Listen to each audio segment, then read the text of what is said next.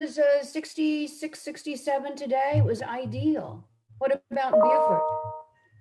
Cold. Cold. Cold? How No, it was cold? beautiful. 71. Okay.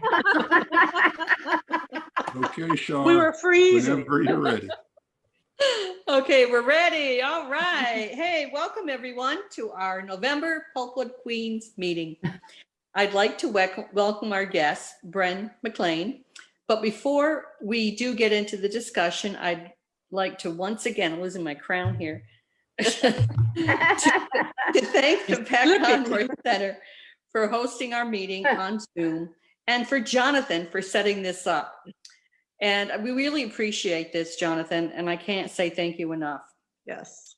Now, I think Jonathan would like to say a few words.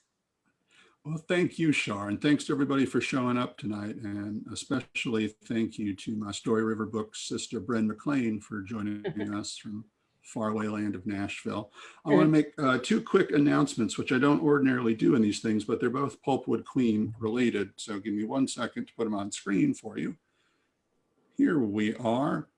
So I want to mention that this Thursday night at 6 p.m., our Conroy Center superstar intern, Holland Perryman, and I are going to be interviewing father and son, Kevin and Connor Garrett, who are January 2021 Pulpwood Queens Book Club selections for the first book they've ever written together. It's called Spellbound Under the Spanish Moss.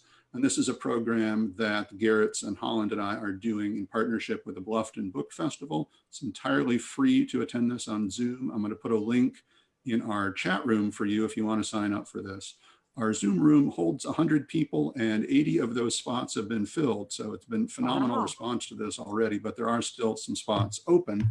And if that's not enough to fill your Thursday night, our very own Dana Ridenauer is this week's guest on By the River, which will air on ETV at 8:30 Thursday night, and it'll be on their website and YouTube channel immediately after that, which of course I always share on my own Facebook page, so you'll be able to watch Dana at some point on Thursday. It was a really good interview. I was there in the studio when we did it, and I'm looking forward to seeing it on the TV. So thank you for letting me share both of those things, and I'm going to turn it right back over to Shar. Oh, thank you. Oh, I've already signed on for one of them, and I think I'm going to sign on for Dana's. Okay. All right. I just wanted to say, in December, when the holidays are arriving, I won't be available. So I'm either suggesting we postpone to January, or if someone would like to take over, please let me know, and we will, just shoot me an email and we'll set it up. So, but now let's talk to our guest, Bren McClain. However, I want to just say a few words about her. She's a Southern gal, born and raised in Anderson, South Carolina. Bren's critically acclaimed debut novel, One Good Mama Bone, from Pat Conroy's Story River Books, won the 2017 Willie Morris Award for Southern Fiction and the 2018 Patricia Wynne Award for Southern Literature. It was also named Pulpwood Queen 2017 Book of the Year, 2017 Great Group Reads by the Women's National Book Association, a Southern Independent Booksellers Association, SIBA, Okra Pick, long listed for SIBA's Southern Book Prize, and a finalist for the 2018 Crooks Corner Prize. The novel was recently published in France and retitled Mama Red. She's also a contributing essayist to the award-winning anthology, which we all know, Our Prince of Scribes. Writer, remember, Pat Conroy. Welcome, Bren. Wow. Oh my gosh. Hello. Thank you so much. What a great introduction. It's so wonderful to be with you folks tonight. It's heartwarming. This is quite an honor. Thank you. We love having you. It's just an honor, and just to think that the Conroy Center is hosting, and Pat changed my life, and so I will. My last breath I'll take thanking him and honoring what he set in motion, really. So let's talk about the book, huh? Yeah. So what would you all like to do? Do you want me to give backstory? Do you want to ask questions? What would serve your needs, good folks?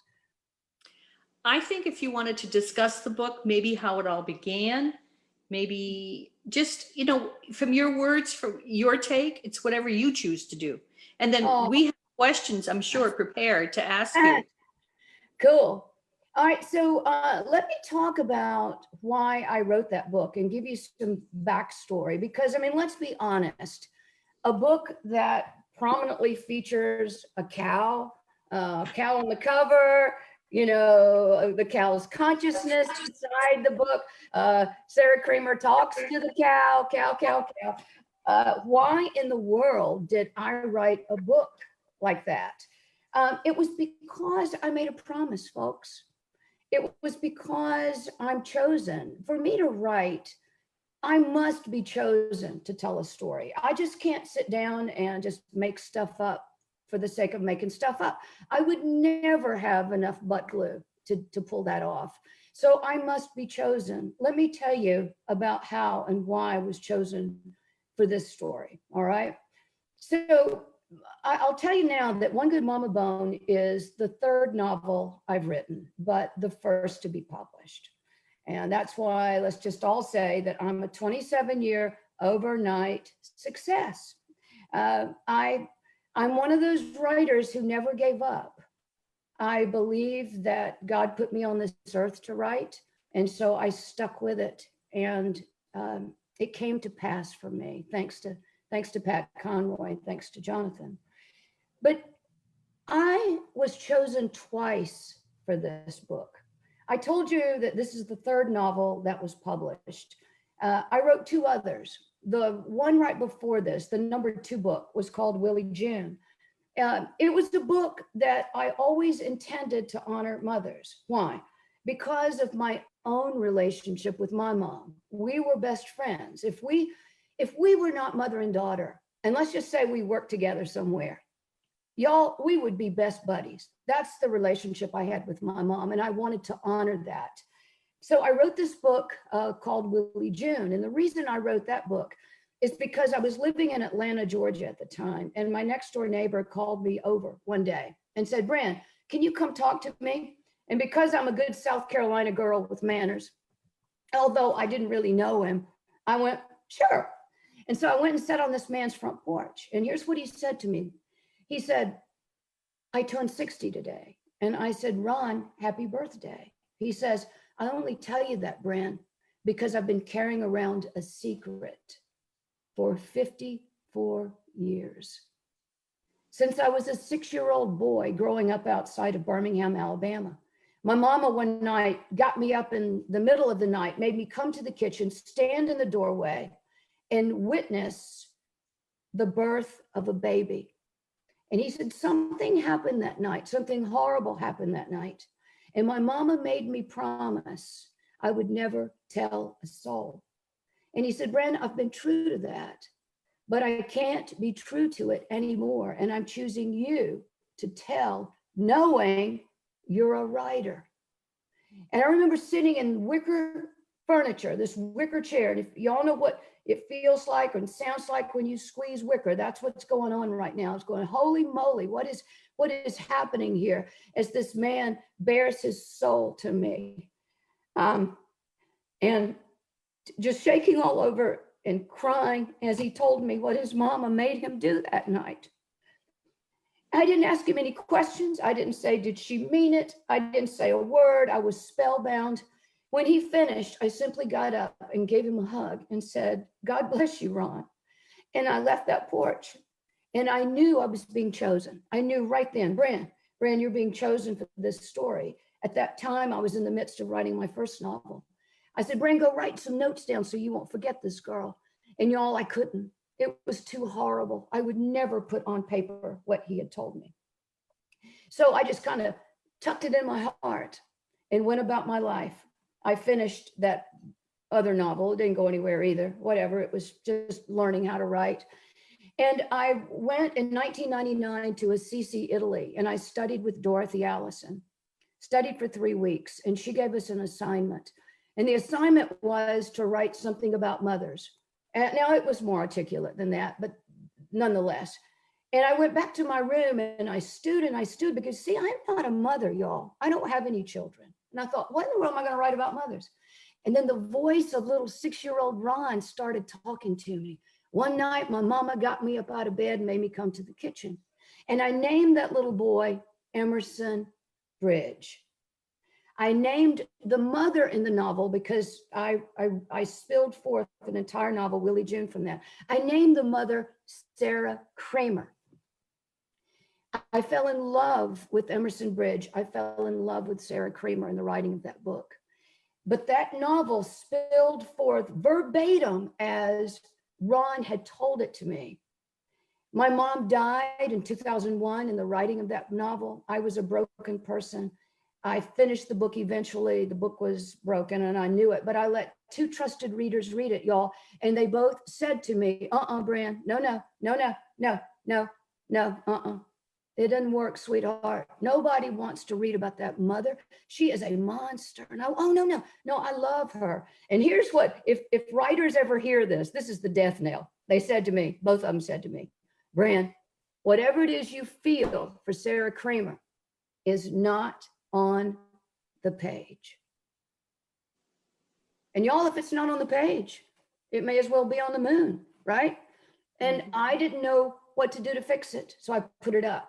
I got busy about life. And then I'm coming around to the cow now. November of 2007, I'm visiting my daddy in Anderson on the farm that I grew up on. I spent 18 years on that farm living there. Y'all, it's in the midst of a weaning when farmers, typically at age 6 to 8 months for the calves, separate them from their mamas. Why? Because the farmers are hoping that the mamas are pregnant and they'll need all that nutrition for their new baby. So I arrive in the midst of this, and I had been around weanings for 18 years, and I just went, okay, it's in the middle of a weaning. I probably went inside the house and started cooking supper for my daddy. You know, cooked supper, we had a meal, we might have watched 60 Minutes, it was on a Sunday. And then I went to bed. But about 5 in the morning that morning, 5 in the morning, those sounds, those guttural sounds that mama cows and their babies make when they're separated, woke me up. Here's what it sounds like if you've never heard it. Oh, and they scream back and forth, call back and forth, so much so, y'all, over days and days' time that they lose their voices. Those sounds penetrated that brick house that I grew up in, woke me up, made me get dressed, made me go out to the pasture, 5 o'clock in the morning. And I saw huddled these mama cows at this fence, calling for their babies. Their babies about 30 yards up the grassy lane, calling back to their mamas. And I don't know if y'all have ever had an experience like this, but those sounds just got in my bones. It felt like an electric current that was cycling through me. And I knew in front of me was the missing piece about mothers that I really needed. So at that moment, and y'all, I'm talking 30 seconds. I didn't deliberate on this. It was 30 seconds time. I walked over to that mama cow in the deep corner fence whose eyes were cut at me. And I thought, pleading to bring her baby back. I said, sweetheart, I can't bring your baby back, but I can tell your story. And right then and there, all of the work that I'd put in Willie June, gone, bye-bye, out. And in now is this wanting to honor this maternal connection between the mother cow and the calf. A few days after that, my daddy called me up and said, Bren, don't get mad at me, but that mama cow you've lost your mind over. And I had lost my mind, that's true. He says, I'm taking her to the sale tomorrow. And if you all weren't raised in a farming family, if you don't know what that means to the cattle barn, and that means life is over. And I said, Daddy, you can. He said, Bren, she's old. I have to. I said, Daddy, no. He said, Bren, she's 16 years old. I should have done it already. I said, Daddy, no, you cannot. Please don't. Please don't. He said, Bren, and here's the reality of farming today, small town farming. He said, Bren, I need the money. I said, Daddy, how much? And he said, I don't know. I said, no, no, no, no, no. You give me a figure. And he said, $1,000. And y'all, you can join me in these words. The check is in the mail. And so I gave Mama Red Sanctuary in November of 2007. And she stayed on this earth until July of this year. And so she was 28, 29 when she passed. And so let me tell you something. That's why there's this. That's why I wrote a novel that honors a mother cow, because it was a promise I made to her. Now, let me just step back a half a second, then I'll quit talking. I mean it. Because there was that other promise I made to Ron, right? What am I going to do with that? I mean, I can't just walk away from it. So you've read the book and you know what I did. And I struggled with it, y'all. I struggled with it. I kept saying, how much liberty can I take in recasting what really happened? And I remembered this writer in North Carolina who also passed recently, Randall Keenan. I took a class with him years ago, and he said, in order to write fiction, you must get the journalism out of the way. And when I remembered that, all of a sudden I felt I had license to kind of mess with what really happened to serve the story I wanted to tell. And quite simply, I did this. Everybody said Sarah Kramer was a monster. I just asked myself one day, what's the opposite of monster?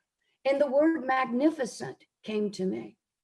And I thought, Bren, how about recasting that night in terms of showing Sarah Kramer's magnificence? And I knew then that she wouldn't see it, but I see it and the reader will see it. And then that would be the quest of the novel, the journey she would take as she would step into her magnificence, that she would come to know, indeed, she does have a mama bomb. So with that, Char, that gives you a little bit of some groundwork here, y'all. And so thank you for your indulgence for that kind of long story of why I wrote this book and why I was chosen twice for this story. Thank you. Thank you. And I'm sure we have questions. So who wants to go first?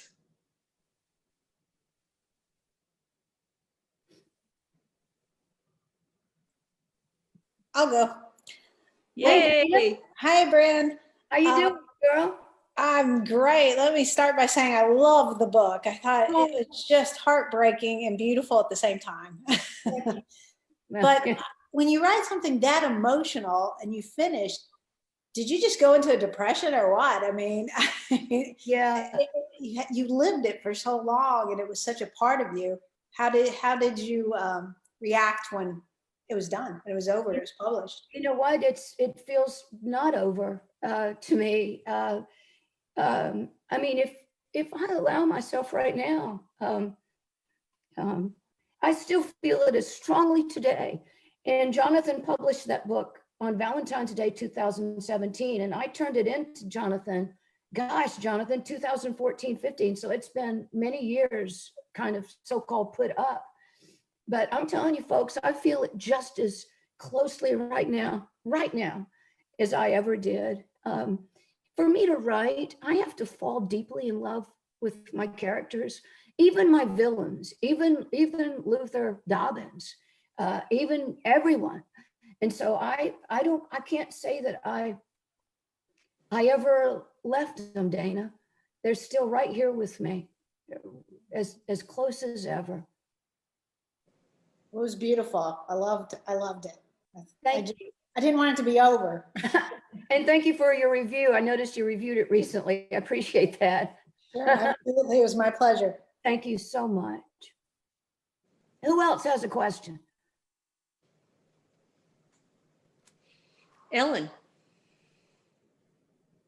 So, I just fell in love with all the characters. Well, not Luther, but the relationship between the boys was really really melted my heart. Did you have where do these boys come from? So I told you I don't have children, but I do have a brother. And I have a brother named Jamie, who actually took care of my Mama Red for me all those years after my daddy passed. And Emerson Bridge is molded after him. Jamie is almost too good for this world. Kind, gentle soul, kind of a fawn-like person. And I think the little nucleus, Ellen, of Emerson Bridge was him, was him. And I would probably say maybe for little Elsie too, in that, little Elsie tried to be tough guy, didn't he? He was kind of the opposite of Luther. Luther tried to be a good man for 6 days. I think little Elsie maybe tried to be a bad boy for 6 days, kind of tried on that suit of clothes, but it didn't feel right for little precious Elsie. And I could just say that it was just Jamie. It was Jamie's heart that I kept with me in writing those little boys. And I've never told Jamie that, by the way. And he may listen to this, Jonathan. And that'll be fine. And I should have already told him. Thank you, Ellen. I have a question about the men and the Yes. boys, the fathers. Yes. At what point, because it's the mother focus, but at what point and how did you decide you were going to weave those father relationships in throughout the story? Linda, I can't say that I decided that. I'm a very organic writer. I don't outline. The only thing I do is have what I think of as a stake in the ground to hit. One stake in the ground. And for Mama Bone, I knew that the stake I must hit is for Sarah Creamer to know she had a mama bone. It's pretty simple. For all of the others, it was just kind of going through in the dark, organically kind of stumbling around. But I'll tell you that I knew I needed an antagonist, of course. I needed a villain. And that's how I created Luther. And quite simply, the way I created him was I said, okay, so I've got in Sarah Creamer, I've got a person who is in service to other people. So, this is pretty simple. I said, I'll just create a villain who is the opposite, and that is other people are in service to him. So I started there, I'd say, Linda, with, that father relationship. And then it just kind of seemed to naturally populate as I kept going. But it was not a deliberate decision that I made at all. It's just, I try when I present myself to my characters, I try and just be as open and kind and loving as I possibly can, and available, to be 1,000% available. Thank you. Thank you. Thank you. Other questions? I can't see everyone, Jonathan. So if you can.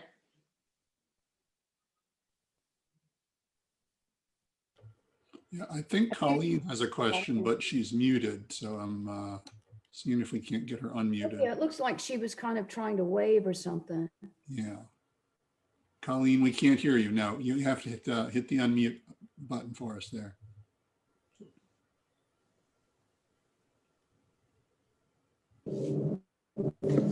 Frozen.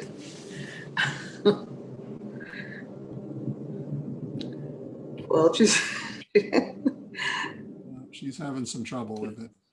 Yeah. Mary, do you have a question? You got it, Colleen. Well, not really a question, and more of a acknowledgement that I really like the character Ike, and it kind of, growing up in the 50s, the whole cowboy thing, and you know, that was so endearing. Oh, I just thought that was really special to add that in. oh, thank you. Ike was one of my favorite characters.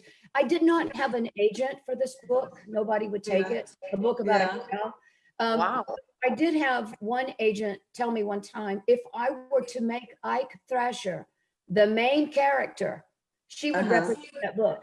She fell in love with Ike too. I absolutely did. I absolutely did. He was so sweet and so sweet with the boy, and yeah, the whole club and the Roy was it? Rogers. Yeah, my brother was totally a Roy Rogers fan, and you know, nut for it, and it was just really sweet.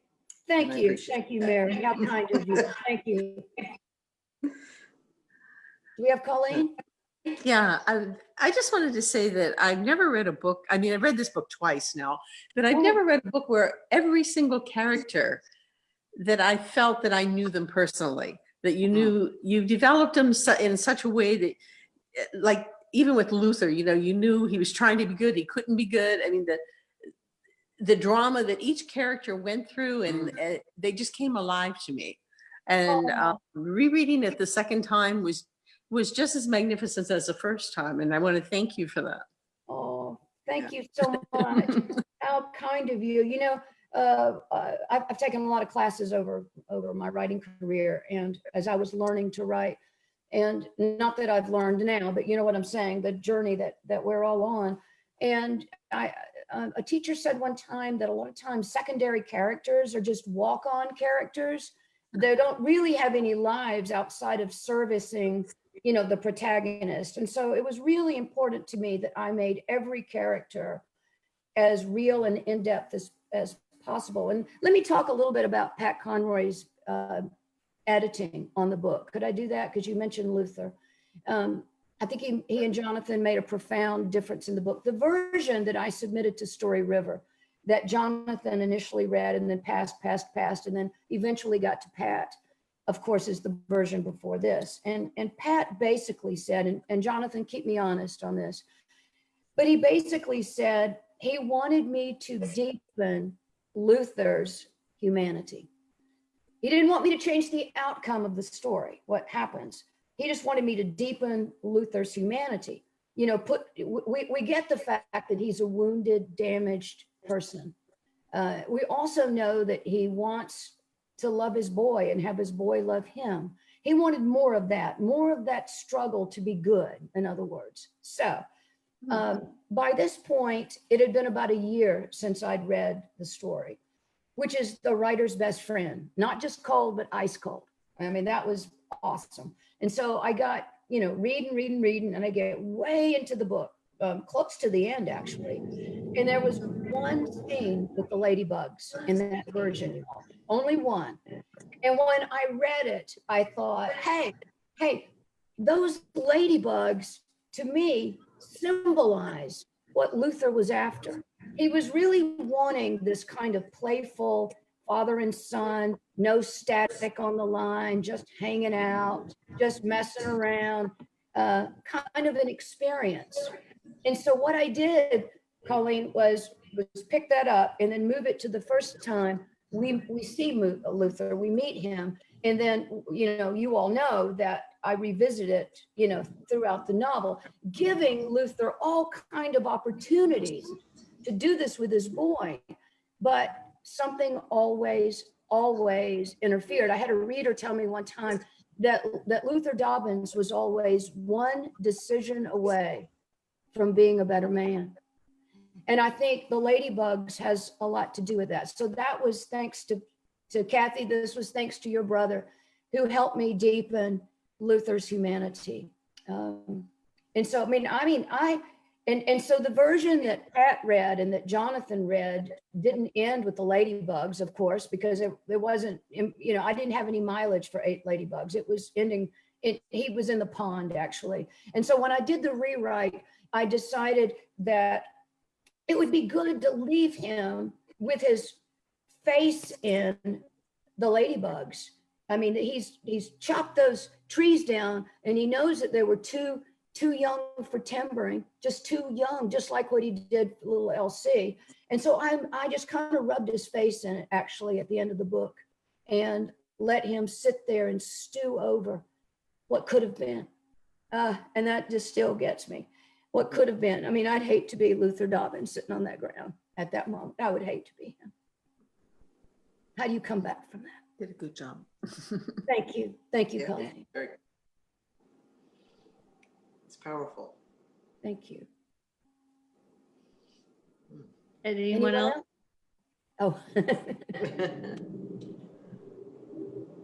I guess I have something I'd like to have you elaborate on. Marked with blood at the beginning and then at the end. Yeah, the deer. Yeah, and then LC, or no, then in Mildred, Yeah. Martin Luther. Yes. Yeah. So, whoa. I mean, there's some hard parts in this book. Let me tell you right now. And so the first one came from me with the deer. I don't hunt, of course, so I don't know anything about that. But I've had to do some research in it, and I was told that that was kind of a time-honored tradition that you take the blood of your first deer, and you mark yourself with it, and even the gun and stuff. It's kind of an old-timey thing. So I had that already, as awful as it was. I thought I did. And then, do you all know J.C. Sasser with Gradlebird? Y'all know that book? Yeah. Well, this is thanks to Jana. I call her Jana. When Jana read my manuscript, and she and I are writing partners, when she read the manuscript, that came from her, that second one. She said, Bren, she said, I mean, you bring this thing home, Bren, as awful as it is. I want you to have Mildred say, you now, you are marked, and wipe it on him. And that's thanks to JC's exquisite talent and her deep reading of the book. And that's how I came by that. Because, it just kind of brought it full circle. Yeah. Bren, Yes. can you talk about once the book came out, how you marketed it? Okay, Kathy. Well, so you all can see, and I've met most of you in person, and you all know I'm not a spring chicken. And you also have heard me say that I'm a 27-year overnight success. I always believed that I would be published. I never lost faith in that. And I promised myself, Kathy, that when it happened, I would leave no stone unturned, and that I would say yes to any opportunity that came my way. I just flat out say yes. And so that I went into it with that attitude. And Jonathan printed up about 100 or so early copies, ARCs, advanced readers copies. And he and I went to Savannah to SEBA, the Southeastern Independent Booksellers Alliance, in September of 2016, a few months before the book came out. And there, folks, I feel as though I started planting some seeds, some little starter dose seeds. I started meeting booksellers, and I bought the tickets to every dinner and every lunch and everything. And you would sit and introduce yourself and tell them about your book and take their card, and I gave them a card, and we gave out advanced readers copies, and which was awesome. And I think I had about 15, 20, something like that, booksellers who showed some interest. And so what I did then is I came back and contacted them and set up kind of maybe the first month, and that would be like, let's see, February 14th to about, I don't know, maybe through the end of March, maybe 6 weeks, Kathy, maybe 6 weeks of those booksellers who had shown some interest, because that's where I started. I started with what I had. And the amazing thing is, and when I went to those events, even if one person showed up, or nobody showed up. My attitude was unchanged. It was, I always went in gratitude, regardless of whatever happened, letting go of any kind of outcome. I was grateful for that moment and that experience. And I, just say thank you. And so I went in it with an open heart and a generous spirit and a very humble, thankful spirit for this happening to me. And so I did those like little starter seed bookstores for about 6 weeks. And then the amazing thing that started happening is from those little starter seeds, there would be maybe somebody in the audience who was in a book club and who would read it and, contact me and say, we're going to read your book, or I want to recommend you to our library in town, or, stuff like that. And then I remember the first time a bookstore contacted me, and it was in Midlothian, Virginia. It was the Little Bookshop. And I got an email like in March that said, Bren, we've read your book and we love it. And we would like for you to come here. And so it's amazing, Kathy, that from those little starter seeds, it just began to grow. And it still is. I've done way over 300 events. I've more than 150 book clubs. I have driven 170 something thousand miles, maybe, in the 3.5 years I have. And I'm very fortunate because I don't have, a day job from 9 to 5 every day. I'm a consultant. And so I had set aside some time. And all of these years, I had been saving up frequent flyer points on my Delta, and I'd been saving up Holiday Inn points and Hampton Inn points. You know what I'm saying? All of these years that I worked as a consultant, I never, ever used any of those in 20 something years. I have saved them up for this moment so that I could, I could fly to Richmond, Virginia with my points. I could use my Hilton points. You see what I'm saying? And so that's how it happened, Kathy. And it just, and here's another factor, okay? I think that that I'm being escorted with your brother's love. I feel it. I think that Pat, I feel escorted with him every time I'm out. I think his generous heart, his amazingly generous, magnanimous heart helps open mine. And I can be out there talking with people and I can feel him in my heart. And so I think for all of those reasons, the book tour continues, and I've been so blessed, so very blessed. Well, it's such a great story. Thank you so much. Bren, since you're talking about marketing, I just had a little aha experience. I'm a nurse, but I also know that, because I'm a nurse, I'm particularly aware that when we've had nursing shortage, and seems like there's always a shortage, but when there have been higher shortages over the last decades, one group that was particularly of interest to me was farmers who became nurses because they're very nurturing. And we had a very, this was in one of the first waves, like in the 80s when we had a real shortage. And so I was involved in some, in an organization where I was doing things throughout the state and throughout the country with nursing. And at that time, one of our focus was looking at those farmers. I also, as I was telling Shar was I didn't mention this, but telling Shar that when I was having a little trouble with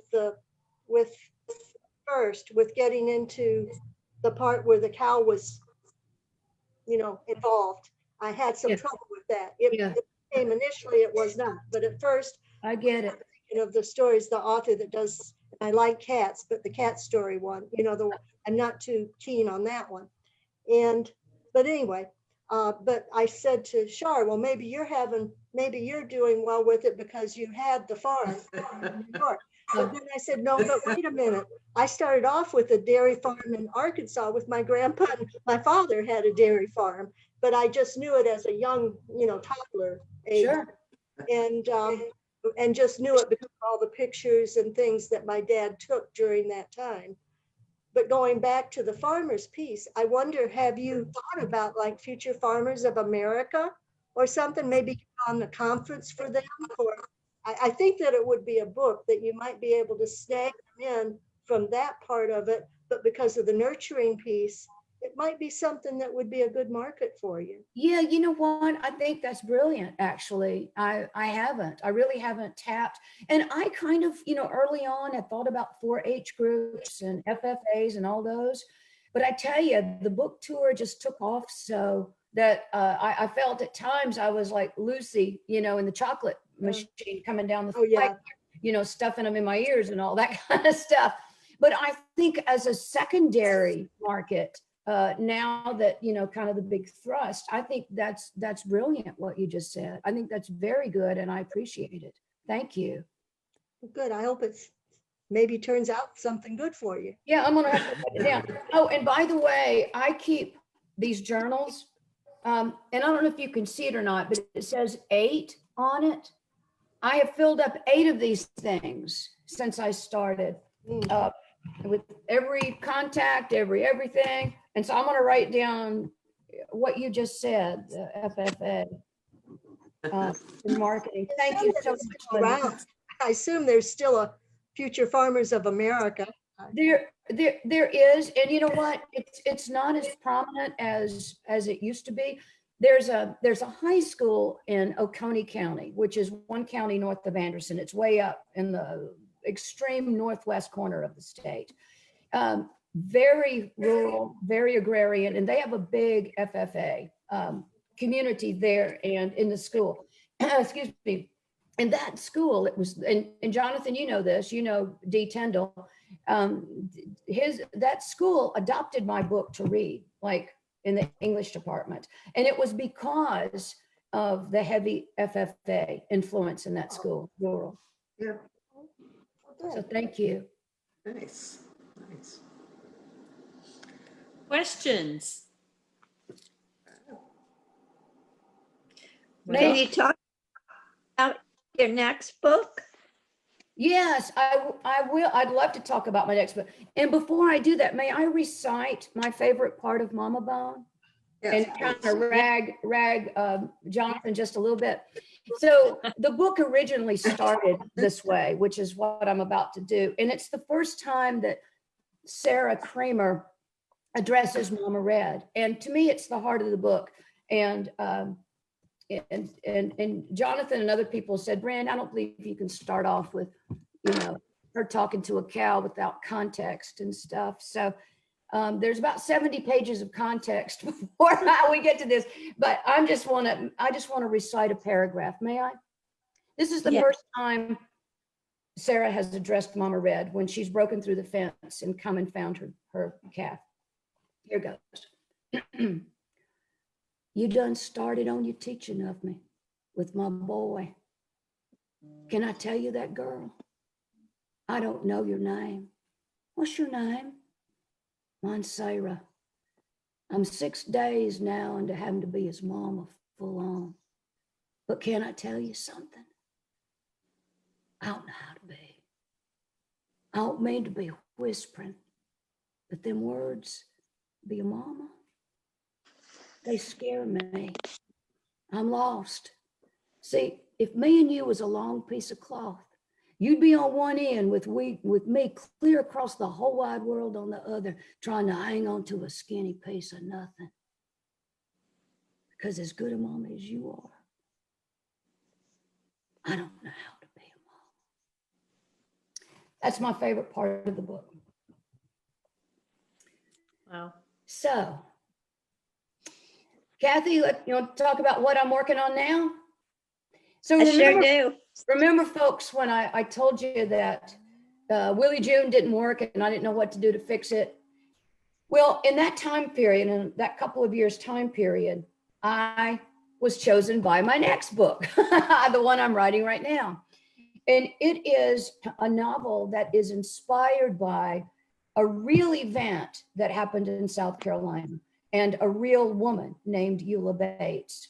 It involves the Savannah River plant, the bomb plant up around Aiken, Augusta, the nation's largest use of eminent domain in a time of peace. In 1950, 6,000 people were told to scram, get off your land. Some had as little as 6 weeks to do that. And so, being the former journalist that I am, I did oral histories with 40 or 50 people who had been thrown off their property, who'd been displaced. So what I'm doing now is I am building a novel that's inspired by the one story that I heard that I cannot shake, the one that bothers me the most, that bothers me to pieces. And it's this. It's George and Eula Bates, brother and sister, in Jackson, South Carolina, on the edge of the North Augusta edge of the bomb plant. The government, y'all, did not need their entire 30 acres. The government did, though, need to run a 4-lane blacktop from North Augusta through the Bates farm into the bomb plant to transport the 30-something thousand workers that were coming every day in to build the bomb plant. Well, Eula said no. Eula Bates, she was 54 at the time, said no. So what did the government do? The government condemned the whole 30 acres. So this was in like early 1951 when she was asked. By August of that year, the bulldozers are getting closer and closer and closer and closer and closer, and Eula has been watching it. On August 27th, 1951, the bulldozers now are here, and they're about to come through her hog wire fence. And so Eula and her brother got shotguns and held it on the bulldozer driver. They halted operations. They called the cops. The cops came, got them so-called under control. And here's the deal, y'all. It'd be bad enough if they just hauled them off to the Aiken County Jail. But that's not where they took them. The Aiken County deputy took both George and Eula to Bull Street to the insane asylum, declared them both mentally incompetent, and kept them for 16 years. When they were released, the state of South Carolina put a lien on their estates to the tune of $11,000 each to recoup the money for keeping them in there. She was released to a little group home in Williston in 1967. In 1978 is when a woman I met her. She was on the rescue squad, Joanne, this woman on the rescue squad in Williston. In June of 1978, got a call to come to this little house, went into the house, nuts all over the floor, rotten fruit, rotten smell of rotten meat, cans of vinous sausages stacked everywhere, a black snake on the kitchen table. She goes in this awful array of a house, goes back to the back bedroom and finds this elderly woman in bed in June with 12 layers of clothing on. She had the material just kind of stuck to her. And all Eula said, and this would be Eula Bates, who this woman was, and all Eula says is, take me back to the deep, dark woods. Deep, dark woods, please take me back to deep, dark woods. Please take me back to deep, dark woods. Well, Joanne got her to a hospital, and then got her into a nursing home in Blacksburg, where she died in 1980. Last 2 years of Eula's life, that's what she did. So what am I doing? I'm picking Eula up in June of 1978, the exact time and in the exact condition that Joanne met her. And guess what? The social workers are going to put her in a nursing home, just like happened. But Eula says, bye, George. I done been took before. I ain't gonna be took nowhere again. And she gets her a pillowcase, cans of vinous sausages, some nuts from the floor. Takes her a while in the middle of the night because the social worker is gonna pick her up. This is the first chapter. Pick her up the next morning at 10, and Eula Bates, y'all, escapes out her back window to find home. She doesn't quite know where Williston is in South Carolina, how she's going to get to Jackson and how she's going to get home. But by George, she's going to get home. And that's the story I'm writing. And so just like I did with Sarah, get the journalism out of the way, because fiction actually can fix things. Fiction fixes. And I am going to rewrite the end of Eula's life to bring her justice. Nice. That's what I'm doing. Wonderful. Yeah. That's good for you. Good. Sounds Bren, wonderful. yes, it is. And I can't wait to read it. Thank you. I appreciate it. I'm hard at work on it. Very hard. Yeah. Yeah, good. Uh, Look forward to it. Thank you so much. I appreciate your asking me about that. Mm. Right. Bren, I really appreciate you coming tonight. Oh, I appreciate you being here. It's been a wonderful discussion. I thank everyone for their questions and thank everyone for their attendance. And it's just been marvelous. oh, it's Thank- been my honor, my huge, huge honor. And of course, you know, I've got a tiara on, folks, in honor of the Pulpwood Queens. And it says one good mama bone. I don't know if anybody saw that, but I see a couple of us have our tiaras on. Yeah. But this has been quite an honor. I am deeply humbled. Just, you know what, bless you all and bless you all. Thank you from the bottom of my heart. Thank you. Thank you. Thank you. Thank you. Bren, Yes. Can't wait for the next book. Thanks a bunch. All right. Appreciate it. Okay. Okay. Absolutely. Thank Thank you. you, everyone. And if anybody's interested in taking over next month, just let me know. Shoot me an email. Okay. All right. Yeah, thank you. Bye, Happy Bren. holidays. Happy You Thanksgiving. too. Thank you, folks. Bye-bye now. Bye. bye. Okay, there you go, Mom. I told you 1 hour. She cuts it off. I got to give the cool girls for that.